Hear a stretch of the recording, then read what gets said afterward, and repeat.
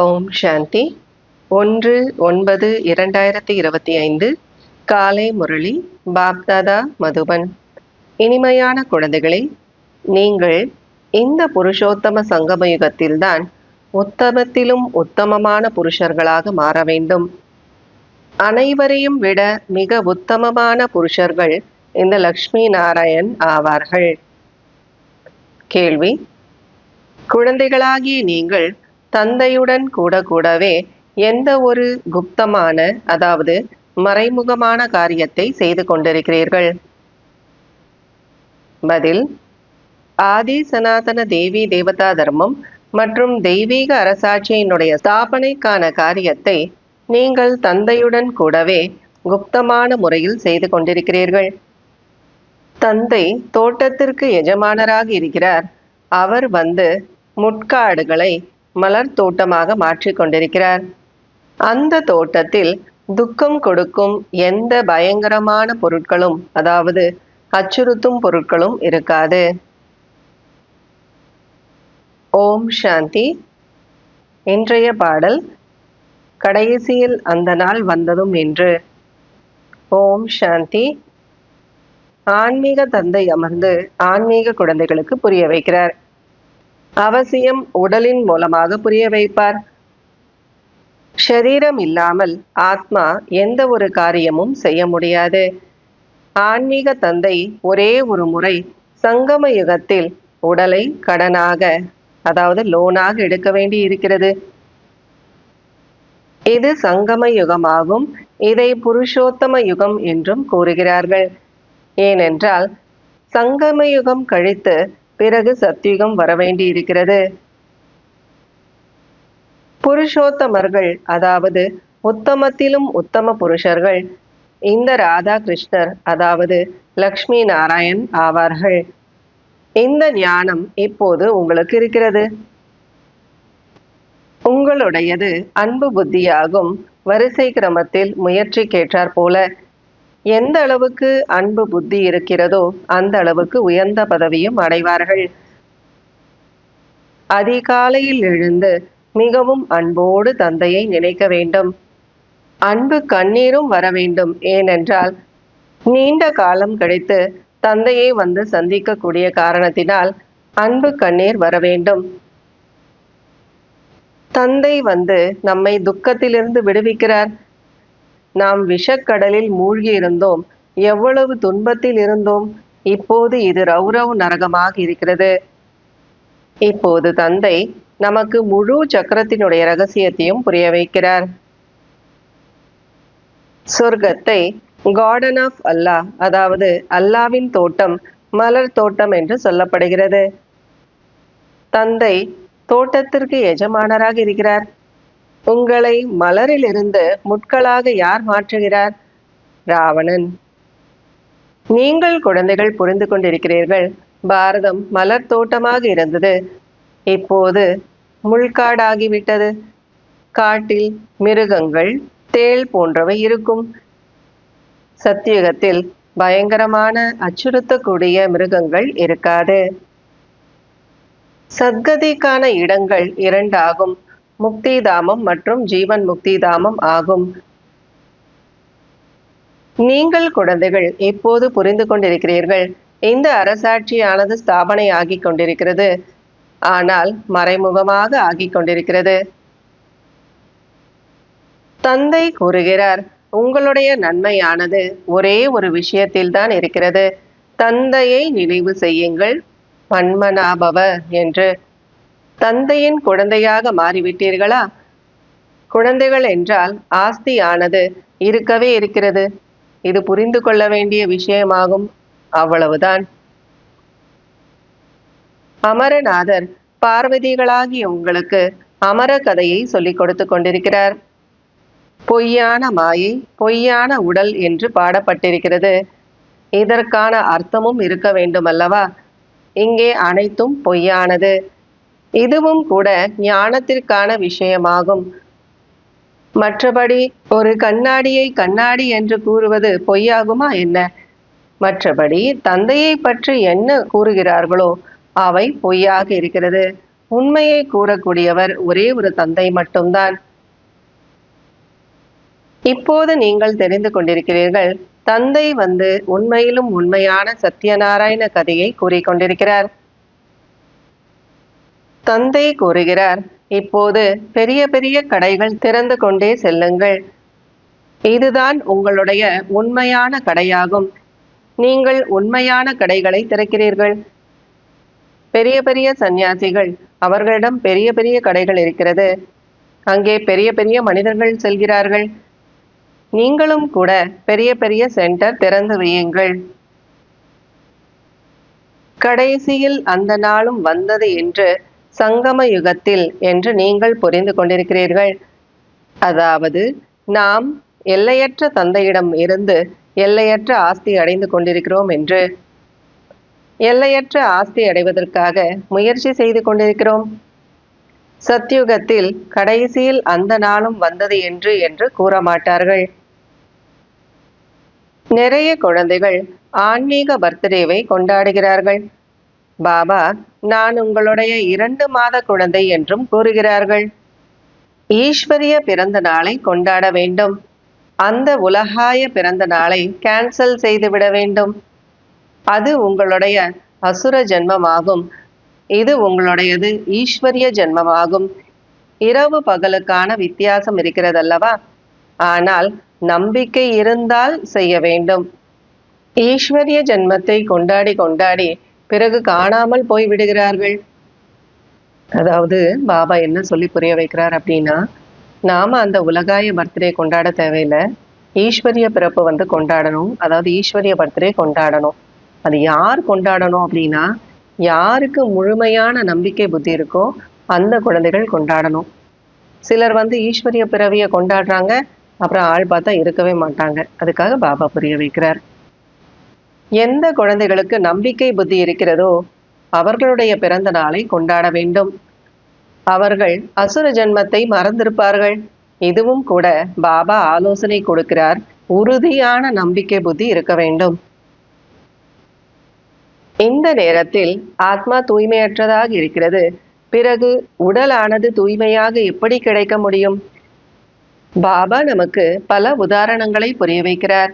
இருந்தாலும் அவர் வைர வியாபாரி அல்லவா?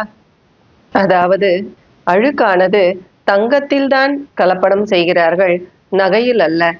அதாவது 24 கேரட்டிலிருந்து 22 கேரட்டாக மாற்றுகிறார்கள். அதில் வெள்ளியை கலப்படம் செய்கிறார்கள். இப்போதோ தங்கம் இல்லவே இல்லை.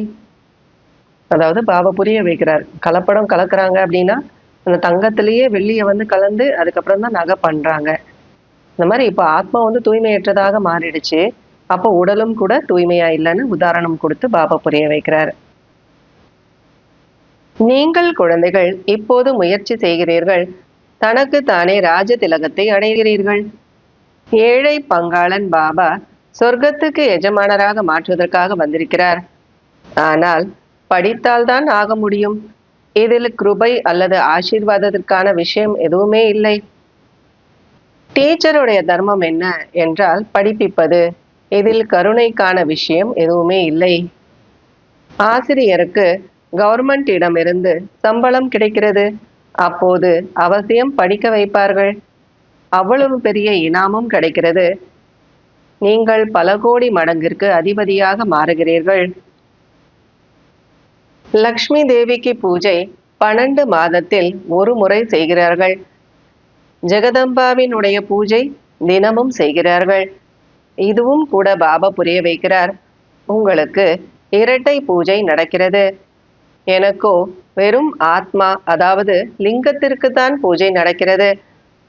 உங்களுக்கு சாலிகிராம ரூபத்திலும் பூஜை நடக்கிறது மற்றும் பிறகு தேவதைகளுடைய ரூபத்திலும் பூஜை நடக்கிறது.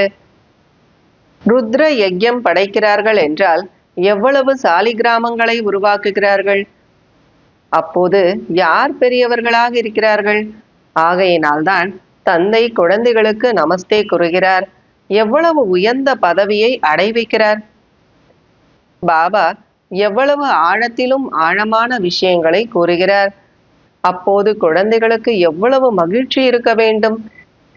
நமக்கு பகவான் படிப்பிக்கிறார், பகவான் பகவதியாக மாற்றுவதற்காக எவ்வளவு நன்றிகள் நாம் கூற வேண்டும். தந்தையின் நினைவில் இருப்பதன் மூலமாக கனவும் நல்லதாக வரும், சாட்சாத்காரமும் ஏற்படும். நல்லது.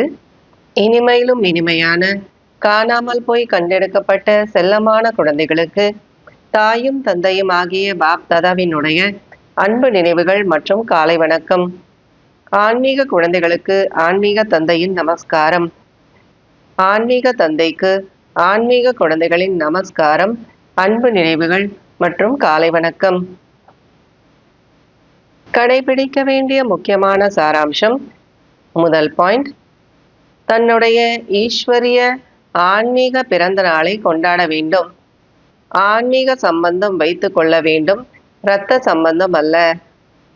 அசுர அல்லது உலகாய பிறந்த நாளை கொண்டாடக்கூடாது, அது நினைவிற்கு வரவே கூடாது. செகண்ட் பாயிண்ட், எதிர்காலத்துக்காக தன்னுடைய பெட்டி படுக்கைகளை தயார் செய்ய வேண்டும். தன்னுடைய பணத்தை பாரதத்தை சொர்க்கமாக்கும் சேவையில் ஈடுபடுத்தி பயனுள்ளதாக்க வேண்டும். தன்னுடைய முயற்சியின் மூலம் தனக்கு தானே ராஜ்ய திலகம் இட்டுக்கொள்ள வேண்டும். வரதானம். அன்பு மற்றும் சகயோகம், அதாவது ஒத்துழைப்பு என்னும் விதியின் மூலமாக சகஜ யோகி ஆகுக. பாப் தாதாவிற்கு குழந்தைகளின் அன்பே பிரியமானது. யார் ஒருவர் யஜ்யத்திற்கு ஸ்நேகி சகயோகி ஆகிறார்களோ அவர்கள் இயல்பாகவே சகஜயோகி ஆகின்றார்கள். சகயோகமே சகஜயோகமாகும். தில்வாலா பாபா, அதாவது இதயத்தை கொள்ளை கொள்ளக்கூடிய பாபா, அவருக்கு உள்ளார்ந்த அன்பும் உள்ளபூர்வமான ஒத்துழைப்பே பிரியமானது. சிறிய மனமுடையவர்கள் சிறிய ஒப்பந்தம் செய்து மகிழ்ச்சி அடைகிறார்கள் மற்றும் பெரிய மனமுடையவர்கள் எல்லையற்ற ஒப்பந்தம் செய்கிறார்கள். மதிப்பானது அன்பிற்குத்தானே தவிர பொருட்களுக்கு கிடையாது. ஆகையினால் சுதாமாவினுடைய ஒரு பிடி அவுலானது பாடப்பட்டிருக்கிறது. அதுபோல ஒருவர் எவ்வளவுதான் கொடுத்தாலும் அன்பில்லை என்றால் சேமிப்பாகாது. அன்போடு சிறிதாவது சேமித்தால் அது பல கோடி மடங்கு ஆகிவிடும். ஸ்லோகன். நேரம் மற்றும் சக்தி வீணாக கூடாது. எனவே முதலில் யோசித்து பிறகு செயல்படுங்கள். இன்றைய அவ்யக்த சமிகை. இப்போது ஈடுபாடு என்னும் அக்னியை ஒளிர செய்து யோகத்தின் ஜுவாலா சுரூபம் ஆகுங்கள். பாப் தாதா குழந்தைகளுக்கு விசேஷமான சமிகை கொடுத்து கொண்டிருக்கிறார். குழந்தைகளே, இப்போது தீவிர முயற்சியினுடைய ஈடுபாட்டில் அக்னி சுரூபத்தை கொண்டு வாருங்கள். ஜுவாலாமுகி ஆகுங்கள். மனதிலோ உறவு தொடர்பிலோ கணக்கு வழக்கு என்னவெல்லாம் இருக்கிறதோ அதை ஜுவாலா சுரூப நினைவில் பஸ்மம் செய்யுங்கள். ஓம் சாந்தி.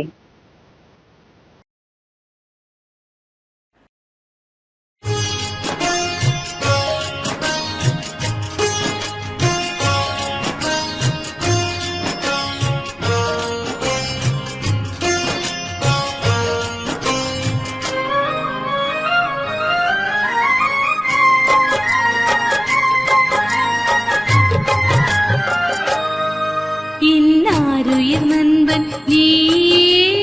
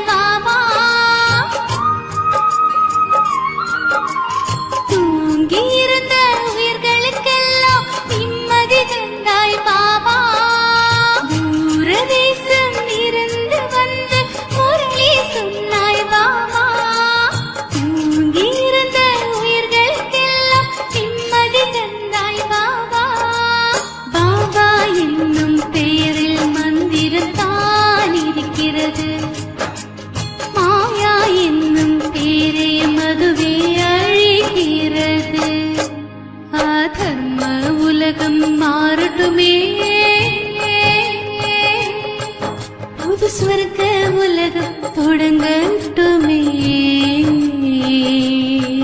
என் உயிர் பாபா உன் மனதில் பலியாகிறே. என் உயிர் பாபா உன் அன்பில் பலியாகிறே. என் அருயிர் நண்பன் நீ